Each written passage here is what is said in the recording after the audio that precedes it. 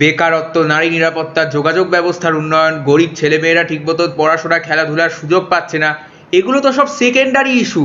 ভারতীয় মিডিয়াকে দেখে শেখো কিভাবে দেশের আসল ইস্যু তুলে ধরতে হয়। বিরাট কোহলি কেন জার্মান মডেলের ফটো লাইক করেছে, এইটাই তো হচ্ছে আসল প্রশ্ন। দেশের আসল ইস্যু হচ্ছে এটা। বিরাট কোহলির একটা লাইকের কারণে দেশের শেয়ার মার্কেটে ধস নেমে গেছে, রুপির ভ্যালু পড়ে গেছে, সোনার দাম বেড়ে গেছে। এই কারণেই তো ভারতীয় মিডিয়া এই খবরটাকে নিয়ে এত লাফালাফি করছে। মানে ভারতীয় মিডিয়া যেভাবে এই বিষয়টা নিয়ে খবর করছে, সেটা দেখে আবার মনে হচ্ছে যে ভারতীয় মিডিয়া কোথাও গিয়ে মনে করে যে সকলের চাকরি বাকরি, নারী নিরাপত্তা, এই ধরনের জিনিসগুলো পরে হলেও চলবে। এই মুহূর্তে দেশ বাঁচাতে গেলে অবিলম্বে অনুষ্কা শর্মার বিরাট কোহলিকে ডিভোর্স দেওয়া দরকার। বিরাট কোহলি এত বড় অপরাধ করে ফেলেছে। আর আমাদের এখানে তো এমনি ভোটের মরশুম চলছে, আমার কোথাও গিয়ে ভয় হচ্ছে যে এবার আমাদের এখানকার কোনো নেতা না আবার বলে বসে যে আমরা ক্ষমতায় এলে বিরাট কোহলি আর অন্য কোনো বের ফটোয় লাইক দেবে না, তাহলেই 16 কলা পূর্ণ।